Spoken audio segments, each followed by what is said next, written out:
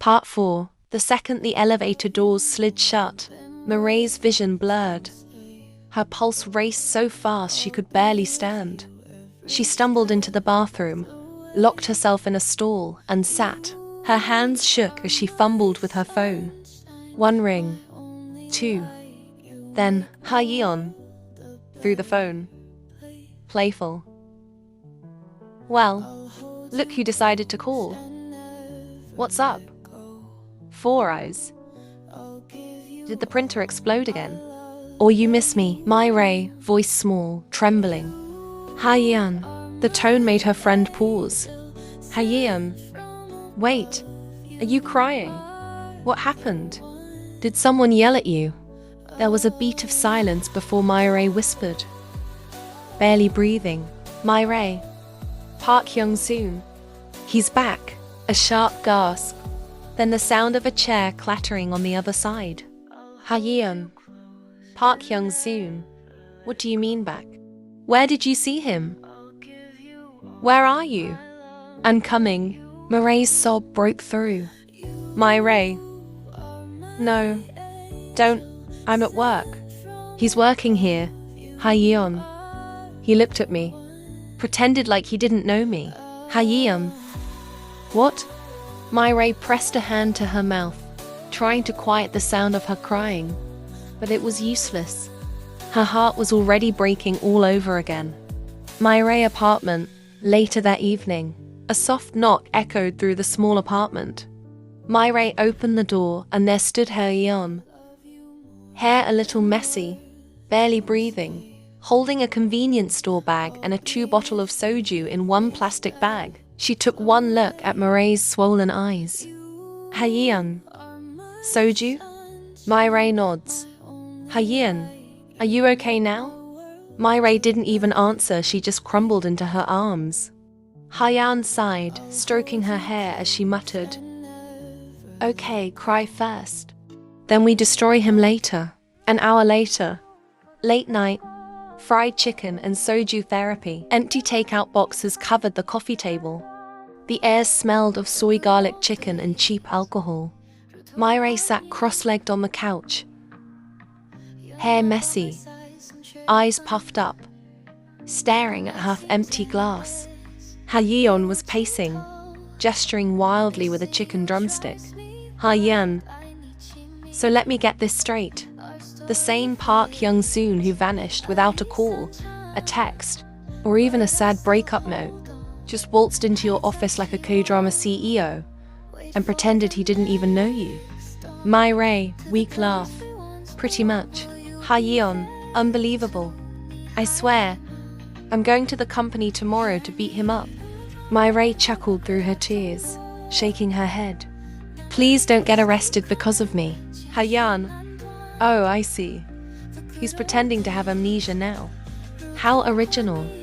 Next thing you know, he'll show up with a twin brother or a tragic backstory. Mireille, don't joke like that. My heart can't take it. Ha-yeon, I'm not joking. 7 years, Mireille. 7. Even milk doesn't last that long in the fridge. But your trauma apparently does. Mireille let out a small laugh through her tears. You're so dramatic, Ha-yeon. Of course I am. Somebody has to be. Because clearly, you're too busy crying over a man who ignored you like a bad Wi-Fi connection. Mireille. He didn't ignore me. Ha-yeon, serious. Then what? He has amnesia. Mireille looked down, fiddling with her cup. Her voice softened. I mean, maybe he had his reason, I don't care. Ha-yeon sighed, slumping beside her. Oh, please, he's back. Pretending you were just classmates who shared an eraser once. Mireille nodded silently. There was a pause before Ha-yeon spoke again. Gentler this time. Ha-yeon, you know what I think? Mireille. What? Ha-yeon, you should avoid him. Like the plague. Don't talk to him. Don't look at him. Don't even breathe the same air if you can help it. Because he basically ignored you. Not even a long time or something. Mireille. Yeah, I will. Ha-yeon. Yes. You've cried enough over that man. You don't need answers. You need peace. And peace looks a lot like deleting him from your mental hard drive. Myray chuckled quietly, eyes glossy again. You make it sound easy, Ha Yeon. Of course it's not easy, but it's better than falling into that dumb ****** again. Men like him, they leave you drowning and then come back acting like lifeguards. Myray, half smile. You should write that down, Ha Yeon. Oh, I already did. Chapter 1 of Things Myray Should Have Heard Sooner. They both burst into laughter, tears mixing with giggles until their stomachs hurt. Ha Yeon wiped her eyes, reaching for another drink. Ah, this is good therapy. Fried chicken, soju, and talking trash about exes. Who needs a psychologist? Myray. You do, after all the soju you've had. Yeon, grinning. Maybe. But only after I punch Hyung-soon in his perfect, expensive face. Myray laughed so hard she almost spilled her drink. Myray, smiling softly. Thanks, Ha Yeon. Ha Yeon, raising her cup. Always 4 eyes. To bad men, good friends, and fried chicken. They clinked their cups together, the sound echoing through the small apartment like a quiet promise that tomorrow might not hurt as much. That night, Myray realized grief comes in strange shapes. Sometimes as tears, sometimes as laughter over greasy chicken. But even as she smiled, her heart whispered one truth she couldn't ignore. No matter how far she ran, the moment Park Hyung-soon returned, she wants to know why he left suddenly. The next day, the apartment was too bright. Sunlight crept through the curtains like an unwanted visitor. Somewhere in the distance, a doorbell started ringing, once, then twice, then again. From the couch, Ha Yeon groaned like she'd been run over by regret itself. Her head throbbed from the drinks the night before. She slowly stand, rubbing her eyes. Ha Yeon, muffled. Who the hell is ringing at 8 a.m? The bell rang again, longer this time. Ha Yeon. All right, I'm coming. Geez, someone's desperate. She staggered up, hair sticking up like a bird's nest. Somewhere in the apartment, Murray's blow dryer hummed faintly from the bathroom. The poor girl was probably trying to get ready for work, half asleep because of all the drinks yesterday. Ha Yeon shuffled to the door and swung it open without even checking. How can I help? She froze. There stood a tall man with the kindest eyes she'd ever seen, holding packed takeout bags. For a full second, she blinked at him. Am I dreaming? Then she looked back at him. Ha Yeon, thinking, why is the food delivery guy so handsome? Is this a dream? The man smiled politely. Ji-won, good morning. Ha Yeon blinked, snapped out of it, and instantly closed the door in his face. She held the door, heart pounding. Ha Yeon, muttering, oh my god, the delivery guy looks like a celebrity. Wait, did Myray order anything? Straightening her hair quickly with her fingers and checking if her breath stink. Not bad. She opened the door again with a bright, practiced smile. Ha Yeon. Hi. So sorry, morning brain. How can I help you? Food delivery? Ji-won, confused but amused. No. I'm not a delivery guy. I'm looking for Kang Myray. Ha Yeon. For Myray? Thinking. Wait, what if he's a stalker? A handsome stalker? She narrowed her eyes suspiciously. Ha Yeon. And who might you be? Ji-won. I'm Ji-won. I work with her. Ha Yeon blinked. Ha Yeon. You work with her? Ji-won. Not really, but the same company. From the bathroom, Murray's voice echoed faintly as she steps into the living room. Myray, shouting. Ha Yeon, who's at the door? Ha Yeon, shouting back. Some guy looking for you. Did you order food? Myray, no, I didn't wait. She sees him. Ji-won. Ji-won's eyes widened instantly. Ji-won, turning away, blushing. Oh, sorry. Good morning, senior. Murray's face went crimson as she realized the situation. Towel, messy hair, colleague standing at her door. She squeaked and bolted back into the bathroom. Hayeon, slowly turning to Ji-won. Deadpan. Come in. The mini interrogation. Hayeon sat opposite Ji-won at the dining table. The atmosphere was oddly intense. She didn't even offer him water. Hayeon leaned forward, crossing her arm, looking him up and down like a detective. Hayeon. So, you're Ji-won? Ji-won, smiling awkwardly. Yes, ma'am. Hayeon. I see. And how long have you known Myri? Ji-won. A few months. We work together. Hayeon, narrowing her eyes. And what do you do there? You look too put together for an office drone. Ji-won, laughing. A photographer. Hayeon. Oh, creative. Ji-won. Yeah, kind of. She nodded seriously, like taking notes. Hayeon. Interesting parents? Ji-won. Still alive. Hayeon.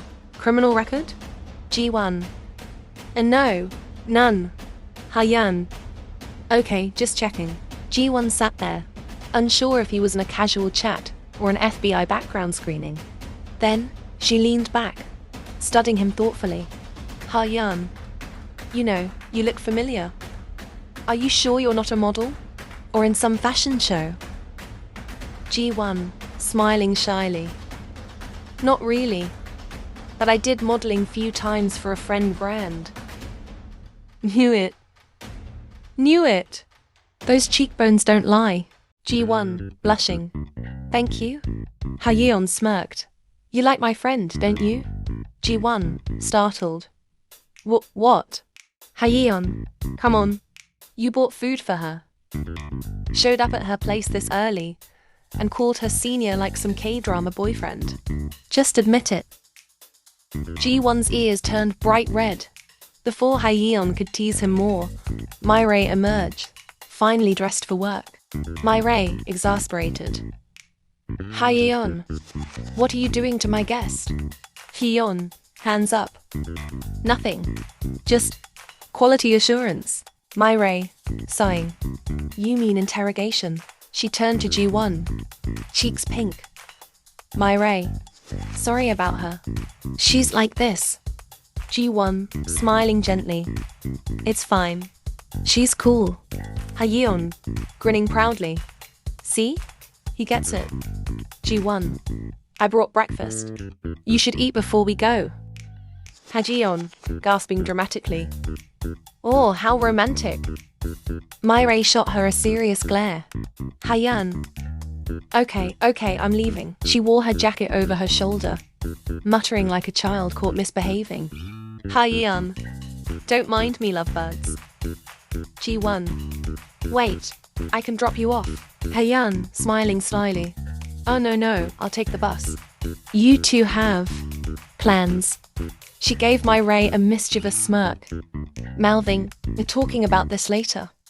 When she was gone, Myri covered her face, groaning. Myri, please don't mind her. She's like that before noon. Ji-won, laughing softly. It's okay. She's funny. Myri, rolling her eyes. Funny? Ji-won smiled at her, voice warm. Ji-won. Yeah, it's nice. You have good people around you. For a moment, Myri paused, watching him. His eyes were calm, kind, and suddenly, her hangover didn't feel so heavy anymore.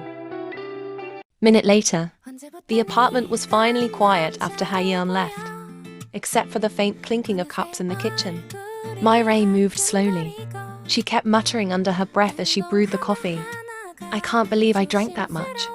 Thanks to that loudmouth Hayeon. Ji-won sat quietly by the dining table, his sleeves rolled up, watching her with a faint, amused smile.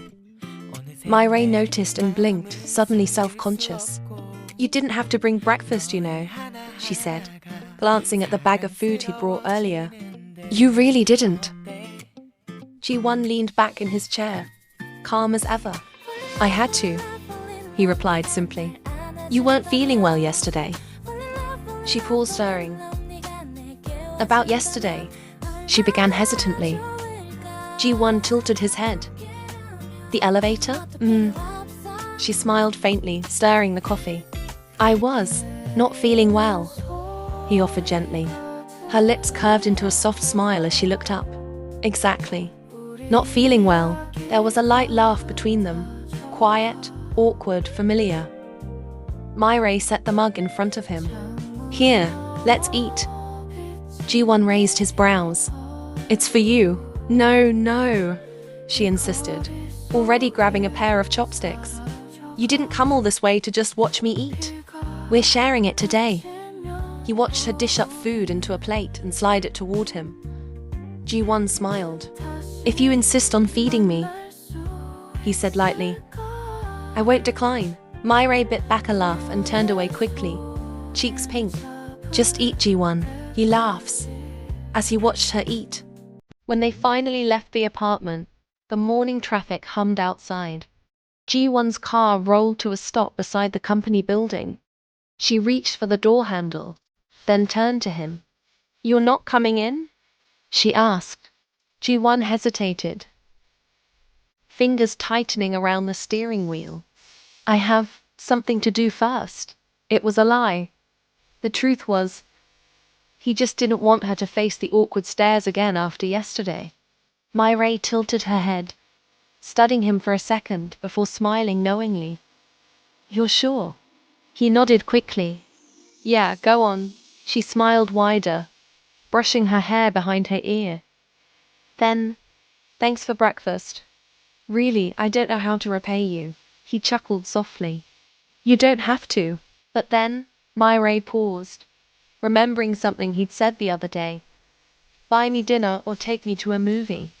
Then we are even. Her fingers fidgeted on her bag strap. Actually, she started, voice small. About that movie. Are you free tomorrow? Ji-won froze, eyes widening. The movie? She nodded shyly, avoiding his gaze. You said I could repay you with one, remember? He blinked, then laughed nervously. His ears were visibly red. Yeah. I'm free. Great. She smiled brightly, opening the door. Then I'll text you the time. Before he could say anything more, she already stepped out, waving at him with that same warm smile. Ji-won sat there, staring after her as she disappeared into the building. His heartbeat was loud, annoyingly loud. He let out a breath. How am I supposed to focus on anything now? He muttered, glancing at the passenger seat where her coffee scent still lingered. He sighed, still smiling. Get a grip, Ji-won. But his heart was already gone. Later that day, Myrae. Just when I thought my day was going well. Now I have to work with him. Park Young-seun. Mission Don't Breathe the Same Air as Him failed. If you enjoy this story, don't forget to like, subscribe and share. Thanks for watching.